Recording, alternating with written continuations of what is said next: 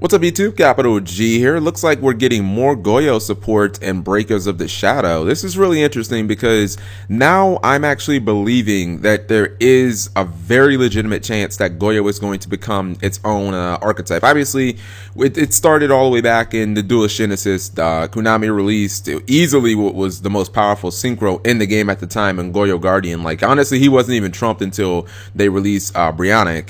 Goyo was more powerful than Stardust, Red Dragon Archfiend, Thought Ruler, like everything out of the Duelist Genesis, he was better than. And then, you know, basically a couple weeks ago, maybe 3 weeks ago, we found out about Goyo Chaser. That's going to be in a high-speed rider set, but then it looks like they're actually giving full support to Goyo in a booster set, which usually when you're releasing something in a booster set, like it's not just going to be a solo release. Usually it means that there's going to be multiple cards, and this is actually card 44 in Breakers of Shadows. That means that this is not an OCG exclusive, so we will be playing this card when this set is released. So this is actually Goyo Emperor. First thing I saw was the artwork is very lovely. Yeah, definitely like the artwork. Looks like an Asian, maybe like a Korean, or, well, my first thought was probably Chinese emperor sitting on his throne, looking very imperial and whatnot. Very high level on this. It's crazy that it's a fusion, because it's like, if you would have told me that we'd have fusion Goyos, I'd be like, what? Well, at least with Goyo Chaser, it was a synchro. I was like, okay, that kind of makes sense. Another Goyo card. We could make it pretty similar to how we make Goyo Guardian, but this is a fusion. It's an Earth Warrior. I mean, duh, all Goyo cards are Earth Warriors. Level 10, 3300 attack, 2500 defense. Okay, so clearly this guy can bring the house down as far as stat wise. It requires 2 Earth Warrior synchro monsters to summon. So essentially Goyo Guardians, you know what I mean? I'm sure that there are others. Is Armory Arm a warrior or a machine? I feel like Armory Arm's probably a machine. But anyways, I'm sure that there are other Earth Warriors that you can use, but primarily you're probably going to want to use Goyo Guardian. It's definitely like not the easiest card to summon. That is a lot of resources that have to use to sync or to fusion summon this. And honestly, I kind of wish that it allowed contact fusion, because I mean, if I'm giving up 2 synchros, like, come on, can I at least just contact for it? Like, don't make me use a spell card as well. Like, don't make me have to use polymerization in addition. Just let me contact.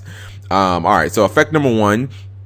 When either this card or a monster that you control that is owned by your opponent destroys a monster by battle and sends to the graveyard, you can special summon that monster to your side of the field. Okay, so effect number 1 is essentially Goyo Guardian's effect, although it does work for other monsters. Like, let's say that you killed your opponent's, I don't know why I always use Bujin Yamato. Let's say you run over your opponent's Yamato and you took it from Goyo Guardian's effect, and then during your next turn you make this. If you run a monster over with that Yamato, then that Yamato can actually steal a monster just like if it was Goyo Guardian. The difference between this and Goyo Guardian is this monster that is summoned by you does not have to go in defense mode, meaning much like Goyo Chaser, it can just attack immediately. So, you know, the damage potential is already higher with these new Goyo cards than it is on the old Goyo Guardian. And that's understandable because the game has changed. You need to be able to put out more damage quickly in today's Yu-Gi-Oh!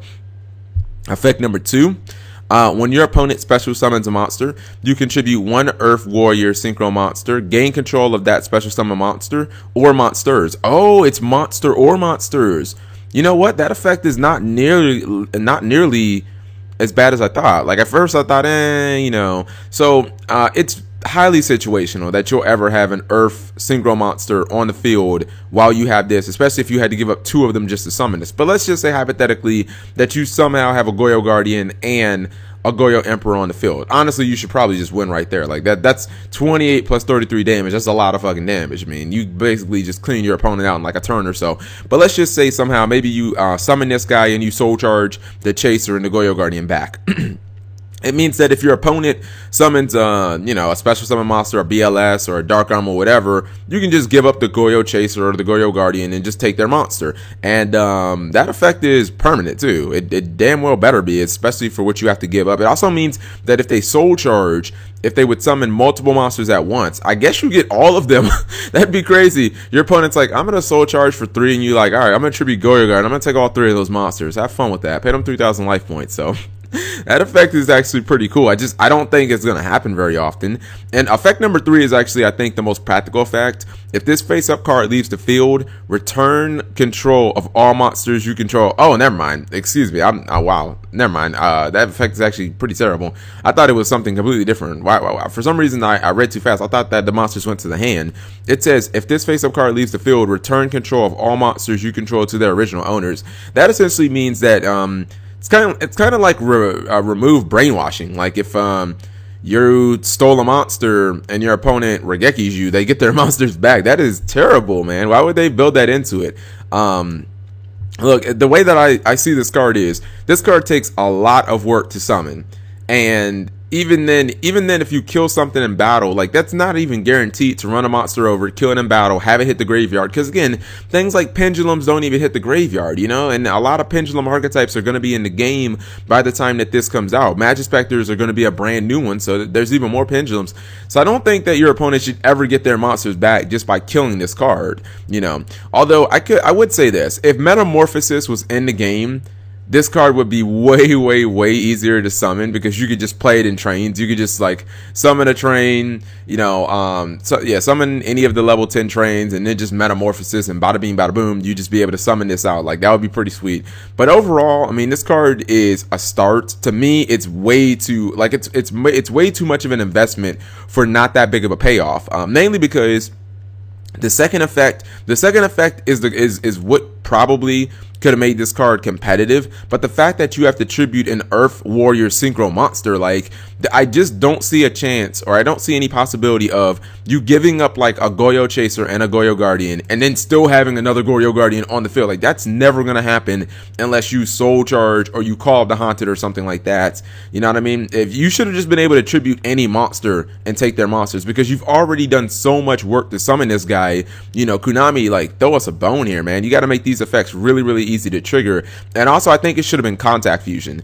I think that you should just be able to have a Goyo Chaser and a Goyo Guardian on the field, contact them to the graveyard, and then just and then just summon this. Because if you have met the conditions to summon this card, who the freak wants to have to still use a Poly? Who wants to use a Fusion Gate or any other BS fusion way? Like, who wants to still invest more cards to summon this, and then when it dies, you just you give your opponent the monsters back? Like, that's ridiculous. So anyways, I'm hoping that this is, you know, showing us that there's going to be more to come for the Goyo archetype, if I can even call it a Goyo archetype.